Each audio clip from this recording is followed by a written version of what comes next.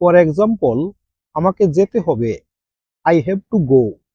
আমাকে খেতে হবে, আই হ্যাভ টু ইট। আমাকে লিখতে হবে, আই হ্যাভ টু রাইট। আমাকে কাজ করতে হবে, I have to do the work. আমাকে পড়তে হবে, আই হ্যাভ টু রিড। আমাকে ঘুমাতে হবে, আই হ্যাভ টু স্লিপ। আমাকে বিল দিতে হবে, I have to pay the bill.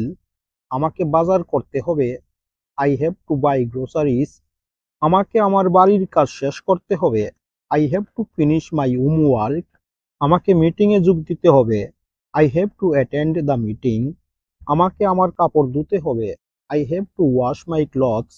আমাকে আমার ঘর পরিষ্কার করতে হবে, I have to clean my room. আমাকে ওষুধ খেতে হবে, I have to take medicine.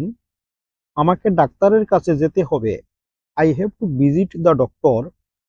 আমাকে ইংরেজি শিখতে হবে, I have to learn English. আমাকে ইংরেজি শেখাতে হবে, I have to teach English. আমাকে ইংরেজিতে কথা বলতে হবে, I have to speak English. আমাকে নিয়মিত ইংরেজি প্র্যাকটিস করতে হবে, I have to practice English regularly. আমাকে রাতের খাবার রান্না করতে হবে, I have to cook dinner. আমাকে টাকা সেভ করতে হবে, I have to save money.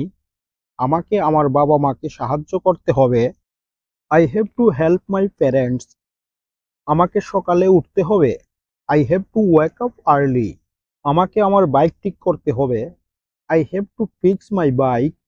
আমাকে গোসল করতে হবে, I have to take a shower. আমাকে আমার বন্ধুর সাথে দেখা করতে হবে, I have to meet my friend. আমাকে পরীক্ষার জন্য প্রস্তুত হতে হবে, I have to prepare for the exam. আমাকে নিয়ম মেনে চলতে হবে, I have to follow the rules. আমাকে সতর্ক থাকতে হবে, I have two be careful. আমাকে তার কথা শুনতে হবে, I have to listen to him. আমাকে তার সাথে খেলতে হবে, I have to play with him. Viewers, এভাবে কোনো সেন্টেন্সের শেষে যদি তে হবে যুক্ত থাকে, সেক্ষেত্রে তোমরা হ্যাভ টু ইউজ করে খুব সহজে এ ধরনের কথাগুলি বলতে পারবে। নেক্সট তোমরা শিখে নাও হ্যাজ টু এর ব্যবহার। হ্যাজ টু তোমরা কখন ব্যবহার করবে? কোনো সেন্টেন্সের সাবজেক্ট যদি থার্ড পারসন সিঙ্গুলার নাম্বার হয়, সেক্ষেত্রে তোমরা হ্যাজ টু ইউজ করে বলবে। ফর এক্সাম্পল, তাকে আসতে হবে, হি হ্যাজ টু কাম।